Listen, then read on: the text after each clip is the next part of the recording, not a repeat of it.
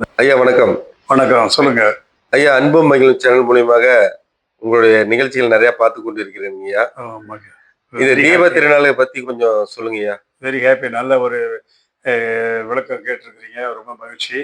இந்த தீபத் திருநாள பத்தி நான் சொல்லணும்னா, மகாபாரதத்துல ஒரு நிகழ்ச்சி நான் உங்களுக்கும் சொல்றேன்.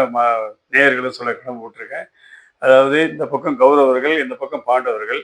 இவங்க 2 பேத்துக்குமே இந்த 2 குரூப்புக்குமே துரோணாச்சாரியார் குருவா இருந்து எல்லா வித்தையும் கத்துக் குடுக்குறாரு.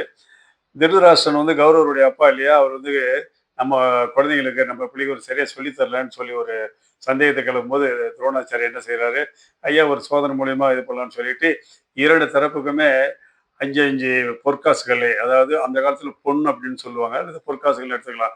அந்த பொற்காசுகள குடுத்து நீங்க நாளைக்கு நாங்க வருவோம், வீட்டுக்கு வருவோம்.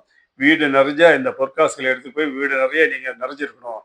வீடு முழுசா நெறஞ்சிறக்கூடியதா நீங்க செஞ்சு வைங்க அப்படின்னு சொல்லி சொல்லி அனுப்பிச்சுடுறாங்க. அடுத்த நாள் காலையில திருதராஷ்டிரனும் துரோணரும் போறாங்க. கவர்னர் வீட்டுக்கு போகும்போது, ஒரு அறை நெறைய வைக்கப்புல்ன்னு சொல்றாங்கல்ல வைக்கோல். அது நெறைய அடைச்சு வச்சுர்றாங்க. கதவு திறந்தா உள்ள கூட போக முடியல. அவங்க என்ன நெனச்சாங்க, வீடு முழுசா நெறஞ்சிருக்கணும் அப்படின்னு சொன்னா, அது மாரி பண்ணிடுறாங்க. இந்த பக்கம் பாண்டவர் வீட்டுக்கு போகும்போது, 2 பேத்துக்குமே உபசரணை பண்ணி, எல்லாம் மரியாதை பண்ணி செஞ்சு குடுத்து, வீட்டுக்குள்ள கொண்டு போய் இது பண்ணோனே, எல்லா இதுலயும் தீபமானது எரிந்து கொண்டிருக்கிறதுக்காக, அந்த தீபம் அந்த வீட்டு முழுசுக்கும் வீடு நெறஞ்சு இருக்குது. அப்ப வீடு முழுசா நிறைஞ்சிருக்கக்கூடிய பொருள் ஒரு இது என்ன இருக்குனாக்கா, இந்த தீப ஒளி தான்.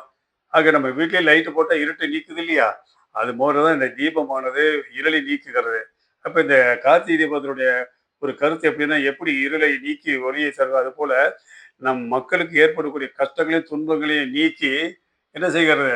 அந்த துன்பங்களை எல்லாம் இருளை நீக்கி மகிழ்ச்சி என்ற ஒளியை தருகிறது. அந்த கார்த்திகை தீபத்தினுடைய கருத்து இதுதான். ஆக இந்த கார்த்திகை தீபத்தை நம்ம எல்லாருமே சிறப்பாக கொண்டாடுவதில் எந்த தவறும் இல்லை. சரிங்களா? புரிஞ்சுதுங்களா உங்களுக்கு? ஓகேங்கய்யா. நன்றிங்கய்யா. Very happy, very happy.